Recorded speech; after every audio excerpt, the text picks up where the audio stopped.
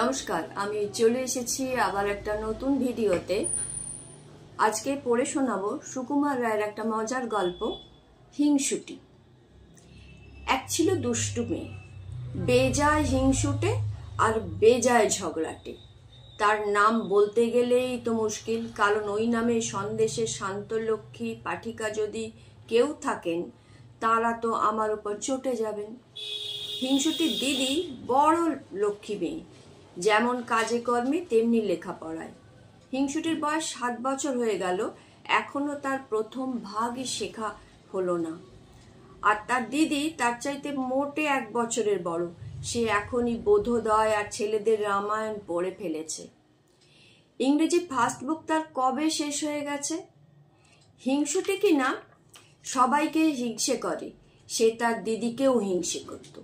দিদি স্কুলে যায়, প্রাইজ পায়, হিংসুটি খালি বকুনি খায় আর শাস্তি পায়।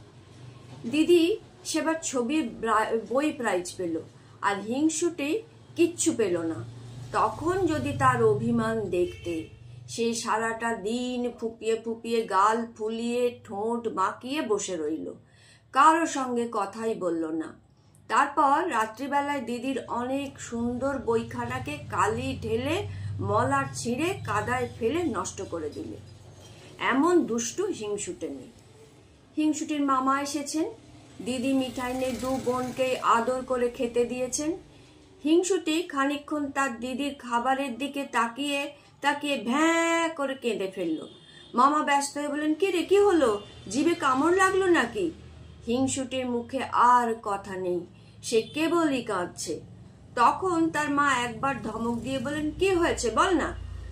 তখন হিংসুটি কাঁদতে কাঁদতে বলল, দিদির ওই রসমুন্ডিটা আমার চাইতেও বড়।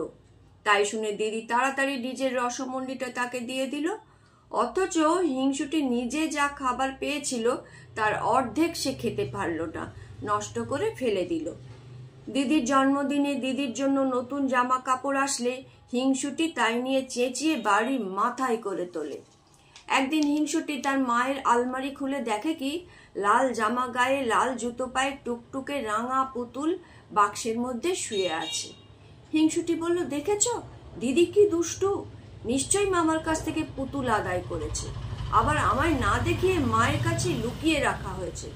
তখন তার ভয়ানক রাগ হলো। সে ভাবলো, আমি তো ছোট বোন, আমারই তো পুতুল পাওয়া উচিত, দিদি কেন মিছিমিছি পুতুল পাবে? এই ভেবে সে পুতুলটাকে উঠিয়ে দিল। কি সুন্দর পুতুল, কেমন মিটমিটে চোখ আর ফুটফুটে মুখ, কেমন কচি কচি হাত পা আর টুকটুকে জামা কাপড়, যত সব ভালো ভালো জিনিস সব কিনা দিদি পাবে। হিংসুটির চোখ ফেটে জল এলো। সে রেগে পুতুলটাকে আছড়িয়ে মাটিতে ফেলে দিল। তাতেও তার রাগ গেল না। সে একটা ডান্ডা দিয়ে ধাই ধাই করে পুতুলটাকে মারতে লাগলো।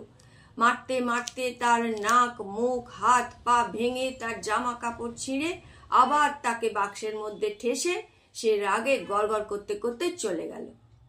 বিকেলবেলা মামা এসে তাকে ডাকতে লাগলেন আর বললেন, তোর জন্য কি এনেছি দেখেছিস? শুনে হিংসুটি দৌড়ে এলো, কই মামা, কি এনেছো, দাও না। মামা বললেন, মার কাছে দেখ গিয়ে কেমন সুন্দর পুতুল এনেছি। হিংসুটি উৎসাহে নাচতে লাগলো। মাকে বলল, কোথায় রেখেছো মা? মা বললেন, আলমারিতে আছে। শুনে ভয়ে হিংসুটির বুকের মধ্যে ধড়াস ধড়াস করে উঠল।